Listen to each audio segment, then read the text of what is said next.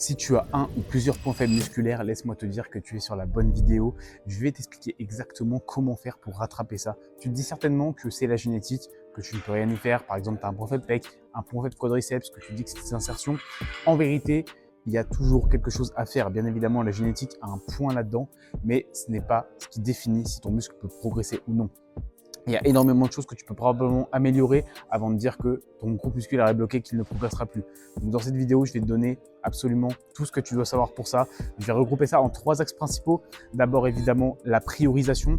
Ensuite, je vais les regrouper ensemble, la fréquence et le volume. Et enfin, la technique et le choix des mouvements. Histoire que tu puisses voir point par point comment justement déjà identifier ce point faible, comment appliquer concrètement une stratégie de progression et la mise en pratique au fur et à mesure du temps pour vraiment faire évoluer ce groupe musculaire. Mais tout d'abord, moi c'est Mathis, je suis bodybuilder naturel et également coach en ligne. J'ai accompagné des dizaines de pratiquants à travers des objectifs de prise de muscle ou encore de perte de gras. Et mon objectif dans cette vidéo, ça va être de te donner énormément de valeur par rapport à ça, que ce soit justement rattraper tes points faibles, comment structurer tes trainings, et t'en sortiras avec le plus de valeur possible. C'est des stratégies que j'ai moi-même appliquées, que ce soit sur mon physique, pour évoluer moi-même, pour pouvoir concourir, mais également sur plusieurs de mes clients. Je te mettrai des transformations à l'écran. Si jamais tu veux plus d'informations, lien en description pour réserver une consultation. On est parti. Mais tout d'abord, avant d'attaquer le cœur de cette vidéo, le premier point, ça va être de définir qu'est-ce qu'un point faible, d'identifier le point faible. Comment faire pour faire ça? Tout d'abord, il va falloir répondre à plusieurs questions, à savoir depuis combien de temps tu t'entraînes? Comment est-ce que tu entraînes ce muscle? Donc, est-ce que tu sais combien de séries tu fais par semaine? Est-ce que tu sais combien d'exercices tu as dessus? Est-ce que tu connais également ta fréquence? Toutes ces variables-là vont être importantes à prendre en compte. Également, le choix des exercices. Est-ce que ta technique est au point? Donc, voir un petit peu tout ça. Parce qu'effectivement, si tu es dans tes 2 premières années de muscu, il y a de fortes chances qu'en réalité, ton corps entier soit un point faible. Et passer, on va dire, ce palier, tu vas commencer à voir effectivement si tes points faibles sont plutôt génétiques.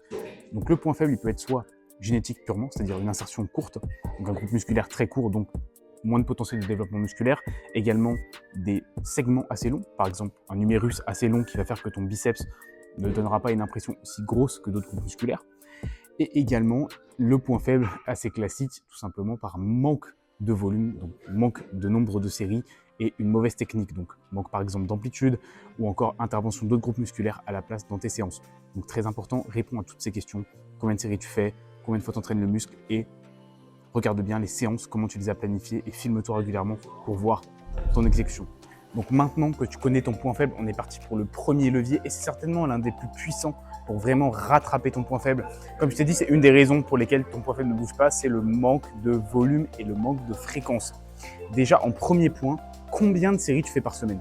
Il faut savoir plusieurs choses. Déjà, dans un premier temps, 10 à 20 séries par semaine, c'est à peu près, selon la science aujourd'hui, le volume optimal si tu veux rattraper un point faible.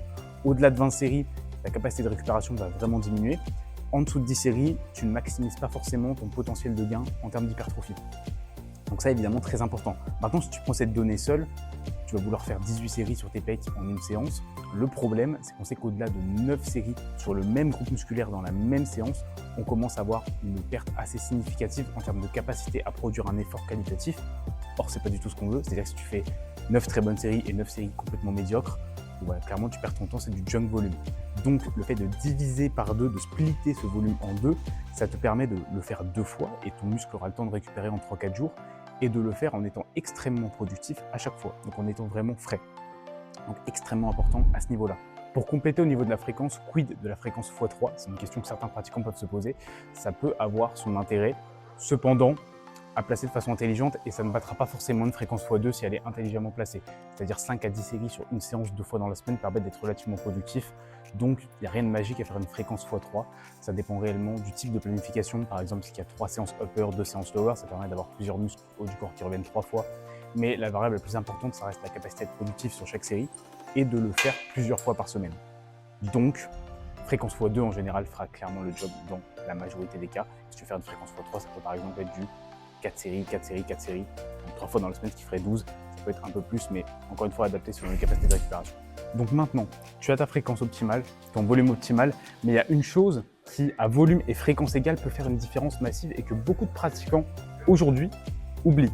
C'est la priorisation, tout simplement. Et pourtant, ça peut paraître extrêmement simple, mais c'est redoutablement efficace. Si tu veux développer ton muscle, tu dois le faire dans tes séances au moment où tu es le plus frais. Admettons, tu tu as un retard bras, aujourd'hui un retard biceps, tu fais toujours tes biceps à la fin de ta séance pull. Le problème, c'est que tu vas manquer d'énergie parce que tu auras déjà fait beaucoup de mouvements de tirage, ils seront déjà très fatigués. Ton système nerveux sera également beaucoup plus impacté par les mouvements qu'il y a eu avant et donc tu n'auras pas la même capacité à fournir un effort de haute qualité en fin de séance. En plus de ça, tu as tout intérêt à placer ta séance avec ton point faible après un jour de repos pour vraiment être à 100% au moment de les faire. Donc évidemment, sois stratégique en fonction de tes jours de repos. Si tu as repos le dimanche et repos le jeudi, tu as tout intérêt à placer ton retard le lundi et le vendredi, histoire de vraiment les avoir après ton jour de repos, être le plus frais possible pour vraiment être concentré et mettre le plus d'énergie, d'impact possible. En plus de ça, si tu les mets en début de séance après le jour de repos, tu vas vraiment maximiser ton potentiel de gain. Et ça marche pour n'importe quel groupe musculaire, même si c'est un petit muscle, et ben c'est pas grave, c'est de la priorisation. Tu prioriseras moins ton dos ou tes pecs, tu priorises tes bras ou tes épaules par exemple. Mais tu as tout intérêt à les faire en début de séance. En plus, c'est peu énergivore comme groupe musculaire. Et si ton retard, c'est les quadriceps ou les pectoraux ou le dos, bah là aussi, place-les en début de séance de façon la plus cohérente possible. Il faut faire des choix. Donc si tu as un point faible aujourd'hui, tu dois vraiment tout mettre dessus pour le développer. Et cette stratégie de priorisation ou encore de fréquence et de volume, c'est exactement ce que j'aide à mettre en place avec mes clients dans mon suivi. Je te montre l'exemple de Mathéo qui avait un retard quadriceps et pec. On a augmenté le volume, augmenté la fréquence, amélioré la technique et ça a donné des résultats absolument énormes alors qu'il avait beaucoup de pratique. C'est largement possible aussi pour toi, peu importe ton niveau. Donc si tu veux plus d'informations, clique sur le lien en description pour prendre une consultation et on discutera de tout ça. Maintenant, toute cette stratégie en termes de volume et de priorisation n'aurait aucun sens si tu n'adaptes pas ce point-là. Car clairement, fréquence et volume et priorisation sans ce troisième point, ça ne marchera jamais. Tout simplement, ce point, c'est la technique et le choix des exercices. C'est-à-dire que si tu as une technique absolument médiocre, je pourrais absolument rien faire pour t'aider. Donc, sur ce point-là, bon, c'est assez large, assez varié. Ça va dépendre notamment des groupes musculaires. Mais ce que tu dois faire dans un premier temps, c'est vraiment comprendre la fonction de chaque muscle, à quoi le muscle sert. Et crois-moi qu'à partir du moment où tu auras compris ça, ce sera beaucoup plus simple de limiter l'intervention de notre groupe musculaire sur tes mouvements. Je vais te donner plusieurs exemples. Pour tes pectoraux, la fonction principale, ça va être l'adduction horizontale. Ça ne va pas être la flexion de coude. Or, sur un mouvement de poussée, on a à la fois de l'adduction et à la fois de la flexion de coude. Donc, concentre-toi toujours sur rapprocher tes humérus, car c'est ça qui fera la différence en termes de progression. Ensuite, fais également en sorte de choisir tes mouvements de façon cohérente. C'est-à-dire, si tu as un gros point faible, que tu as du mal à ressentir ton muscle, à connecter avec, le ressenti, certes, c'est subjectif, mais ce qu'on veut au maximum, c'est malgré tout quand même avoir de bonnes connexions. Et ça peut être un indicateur intéressant dans le cadre d'un point faible. Ça ne veut pas dire que ton exo est le meilleur, ça veut dire que tout simplement, tu améliores tes connexions nerveuses. Donc, ça va être de placer en premier un mouvement qui travaille ton muscle principalement en position raccourcie. Donc, ces mouvements-là, ça va souvent être des mouvements à forte tension de contraction comme un pec deck pour les pectoraux, un leg extension pour les quadriceps, un pull-over pour le grand dorsal ou encore un curl classique pour les biceps. Le fait de faire ça et d'enchaîner avec ensuite un mouvement polyarticulaire qui va plus travailler en position étirée, souvent avec une forte tension d'étirement, dépendant des machines ou encore de l'exercice que tu fais, ça va te permettre de bien connecter avec. Je vais te donner des exemples justement qui sont associés. Leg curl allongé ou leg curl assis, enchaîné avec un soulevé de terre tendu à la barre. Pec deck avec une chest press ou un développé aux haltères. Ou encore, comme je t'ai dit, pour le grand dorsal, pull-over avec ensuite un tirage vertical unilatéral. Le fait de faire ça, ça va te permettre de limiter justement l'intervention des muscles annexes, comme sur un tirage de biceps, un mouvement de poussée, le triceps ou encore l'épaule. Donc très important évidemment d'avoir ça en tête, de vraiment maximiser ta technique, de comprendre l'utilité de chaque muscle et surtout d'avoir une surcharge progressive qui soit intelligente et cohérente. C'est-à-dire battre son carnet d'entraînement est important. C'est important que tu progresses en charge dans le temps, mais que cette surcharge ne se fasse pas au détriment de ta technique. C'est-à-dire que les dégradations techniques soient mineures et que tu te filmes régulièrement pour voir en fait si ta technique se dégrade. N'hésite pas à baisser ta charge et reset ton mouvement. C'est extrêmement important d'avoir toujours cette vision d'une technique excellente. Donc une technique excellente, c'est surtout une amplitude complète, donc un étirement maximal, un raccourcissement, là aussi maximal, en tout cas selon le type de mouvement, et toujours garder ça en tête. Pas faire des demi-amplitudes, ça n'a absolument aucun intérêt. Pas perdre en stabilité. La stabilité, c'est un des facteurs les plus importants pour l'hypertrophie. Donc ça aussi, dans le choix des mouvements, ça va être extrêmement intéressant car là, je t'ai parlé de l'ordre des mouvements, donc potentiellement commencer par un mouvement qui travaille ton muscle en position raccourcie puis en position étirée. Ce qu'on veut également, c'est des mouvements les plus stables possibles.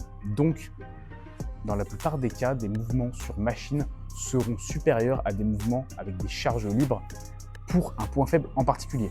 Si tu as un point faible sur tes pectoraux, ne force pas sur du bench à la barre ou voire du bench aux haltères utilise plutôt des machines convergentes ou encore une Smith Machine pour ne pas du tout avoir d'échec postural, de mouvements annexes qui pourraient justement déplacer la tension de tes pectoraux et donc faire que tu n'ailles pas à l'échec musculaire, en tout cas proche de l'échec.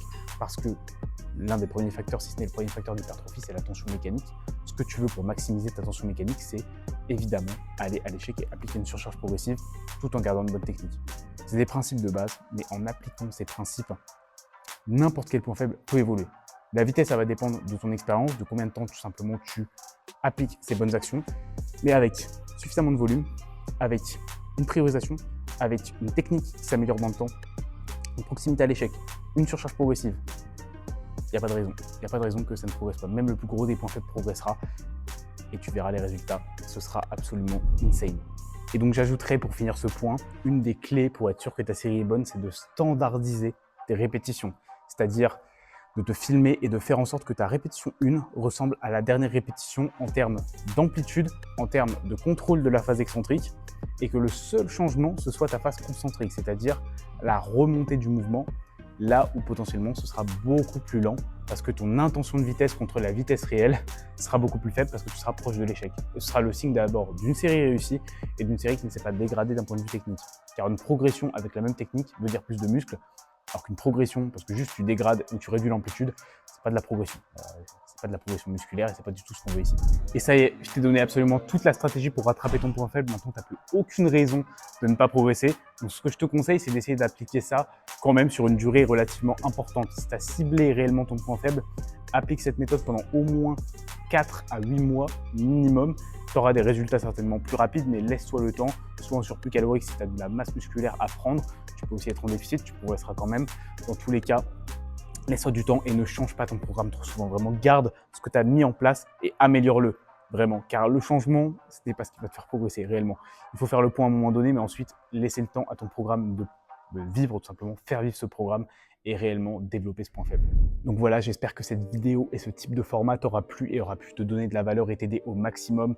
Je te le rappelle, si tu es intéressé par du coaching ou qu'en tout cas tu veux réussir à avoir ton plan d'action pour progresser, tu as une consultation offerte en description. Dans cette consultation, tout simplement, on abordera d'abord les points sur lesquels tu as du mal, tes objectifs actuels et comment je peux déjà t'aider en donnant de la valeur et potentiellement à travers un accompagnement qui a déjà aidé plusieurs dizaines de personnes à progresser. Je te mets encore une fois des résultats à l'écran. Donc voilà, n'hésite pas. Également, si tu veux me suivre sur Instagram, là où je poste du contenu de façon régulière, également, je poste tout simplement mes updates physiques. Si tu veux suivre un petit peu mon parcours, je te mets également le lien en description. N'hésite pas à t'abonner, activer la cloche pour les prochaines vidéos qui devraient arriver très très vite, au moins une par semaine sur une thématique et un vlog en parallèle par rapport à ma pratique. Donc un maximum de valeur sur ça.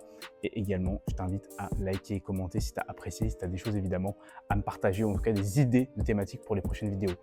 Je te remercie pour ton attention et on se dit à très vite.